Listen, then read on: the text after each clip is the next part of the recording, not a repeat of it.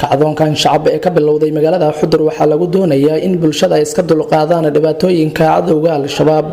qaybna ay ka ahaadaan baraaruga bulsho ee ka socda gobolada dalka lagulana dagaalamayo maleeshiyada nabadiidka ee al-shabaab howlgalkan oo ujeedkiisu yahay in shacabka ku nool magaalada Xudur iyo deegaanada ku dhow ay iska xoreeyaan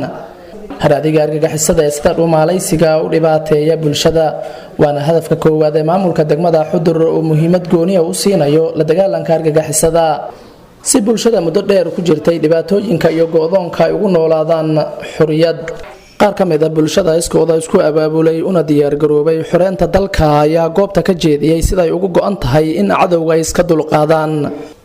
luku bilow saadan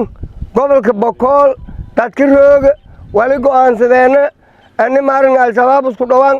ani nabadiidku isku dhawaan ani lang duumeed isku dhawaan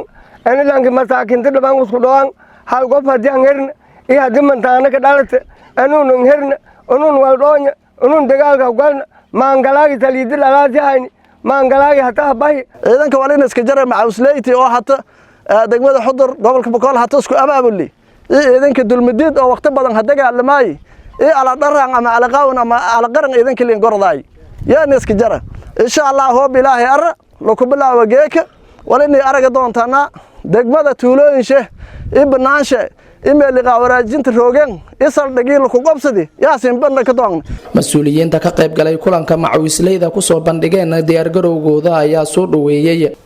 in shacabka reer Xudur ku biiraan la dagaalanka argagixisada al-shabaab ee dalka looga sifaynayo moorada waa ka go'doonsanayn heer Boqol iyo is abaabuleen jidka hooga furudeen hooga lagu kiiri geeka dawlad garabsho ebho helen eelberd abaabulka ka sooda iyada aan ka faraasana hoob eelberdi Xudur galantiyo isdeeran koonfuran dhagaajya walaagan la ka dugdo hay meeliyo fadheedan waayan inanka leesbaan dirdaarbe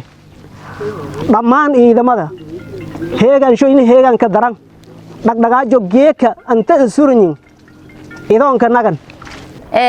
al-shabaab may leeyahay useen beenga meelka hukunta fadaas may laha diyaarinayna al-shabaab isku reebna diyaarinayna Allahu akbar shacabkin haas abaabulen unina diyaar ee ka maamulahan ahmiidan koreeyto siyaan hadii ilaahay er may baantiina oo nimanka adawga isku dulqaad meeliyo roogan unan kasan hatta lagu faa'iideysan lafada bi may leeyahay meelo ku moose sabiyoan ka galan Soomaalida kale al-shabaabki hamoosayaan hobdana kaan lahaan moos unihana galayaan unin isku moosnay dadkina tigeeg inta fadhi hal qof aan weeri male dad iyo haas abaabulen